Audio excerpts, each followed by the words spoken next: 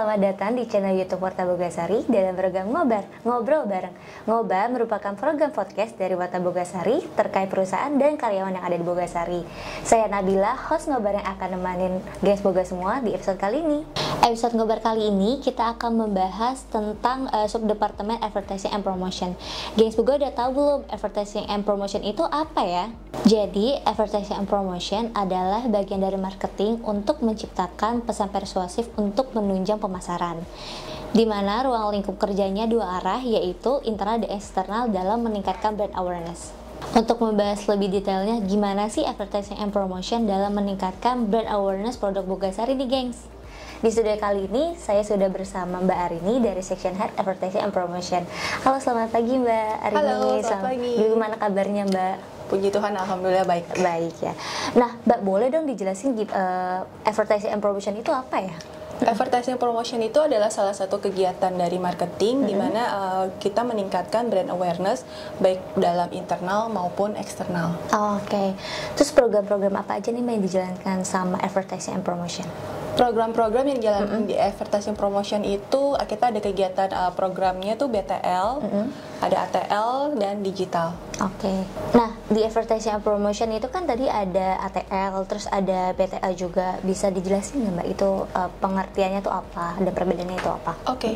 ATL adalah aktivitas kegiatan marketing yang tidak tertarget sehingga jangkauannya luas. ATL ini diterapkan guna membangun brand awareness sehingga orang-orang mengetahui tentang produk kita. Begitu. Sedangkan kalau BTL itu adalah kegiatan pemasaran yang tertarget. Jadi mereka akan fokus sesuai dengan target sasarannya. Sehingga mereka lebih teringat untuk kegiatan-kegiatannya di BTL. Untuk jenis-jenis ATL dan BTL itu apa aja ya Mbak, dan pembagian perwilayahnya itu gimana? Oke, kalau ATL itu contoh-contohnya itu seperti kayak spanduk gitu, billboard, seperti iklan televisi, itu iklan media, kemudian seperti papan nama toko. Lalu kalau misalnya BTL itu kegiatan sponsorship, kegiatan-kegiatan bazar-bazar, betul. Terus kegiatan ke in-store, kayak in-store marketing, kayak kita kayak kegiatan di toko-toko seperti itu. Nah, kalau untuk pembagian perwilayahnya sendiri itu bagaimana Mbak? Oh iya, karena kita Bogasari kan ada ya pembagiannya wilayah barat dan timur. Kalau aku kan posisinya di advertising promotion di wilayah barat, di mana itu kita membantu untuk tim dari wilayah barat gitu, tim sales wilayah barat.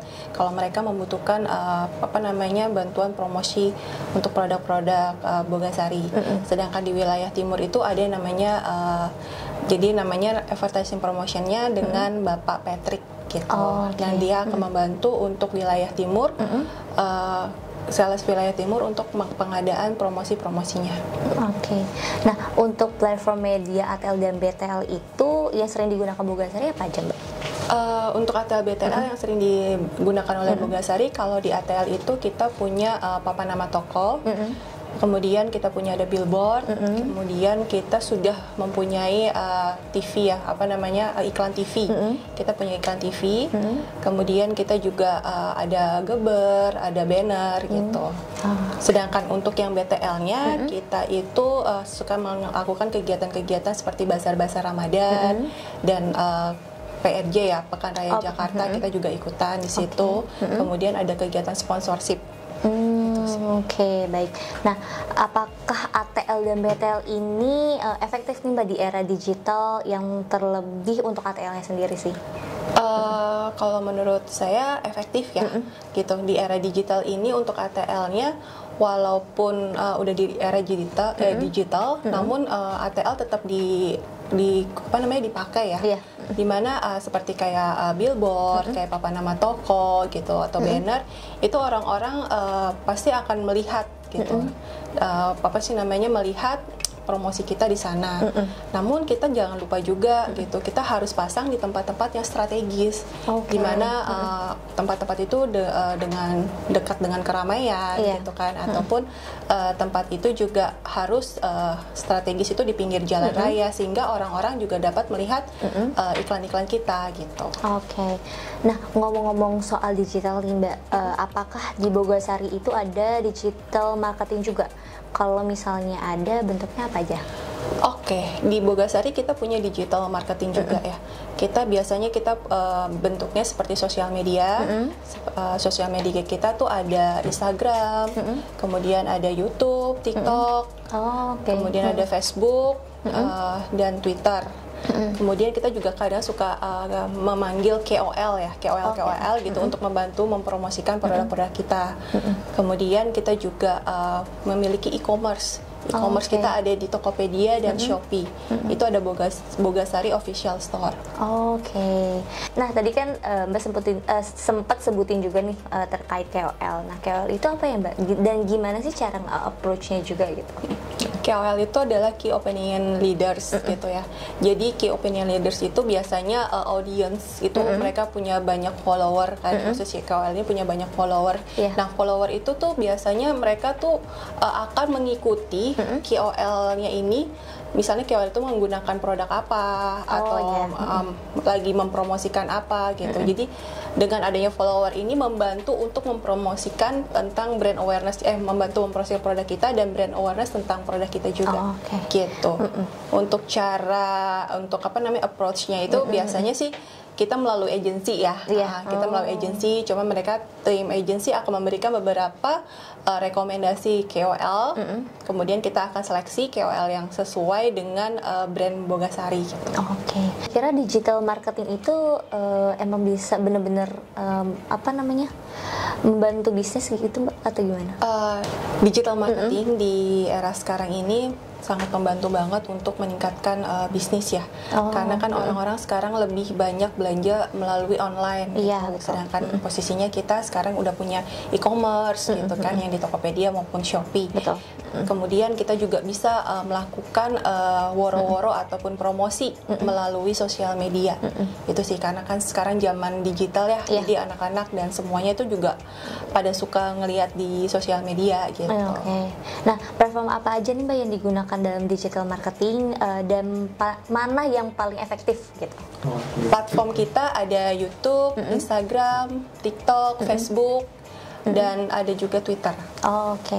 Kalau menurut dari sosial media platform semuanya itu yang paling efektif, sebenarnya semuanya efektif ya. Itu tergantung dari kita sesuai nggak dengan segmentasinya.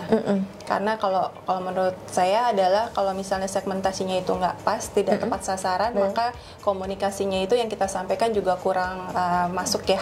Kurang efektif ya jatuhnya. Nah, ada nggak Mbak tips umum untuk kesuksesan media sosial? Ya, yang seperti saya bilang tadi, tips umumnya adalah kita harus tahu segmentasinya, target segmentasinya. Seperti misalnya kalau untuk UKM gitu kan, UKM itu kan kebanyakan bapak-bapak orang tua lah ya, maksudnya dia lebih mainannya ke Facebook.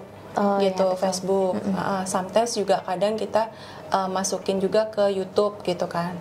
Nah, kalau misalnya Instagram itu lebih banyak ke ibu rumah tangga gitu. Nah, lebih banyak ke ibu rumah tangga, dan juga YouTube juga bisa masuk juga ke ibu rumah tangga. Sedangkan kalau seperti Twitter, TikTok itu lebih banyak ke generasi milenial atau Gen Z ya. Betul gitu. Jadi kita semuanya itu harus sesuai dengan segmentasi targetnya.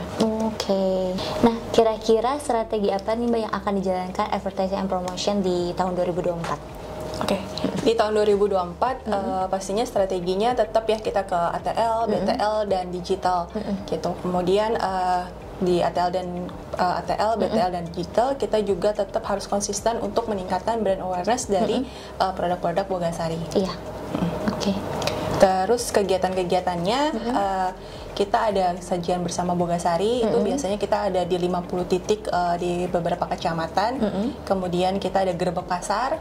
Gerbek pasar juga sama di 50 titik pasar. Kemudian kita juga akan ada juga Pekan Raya Jakarta.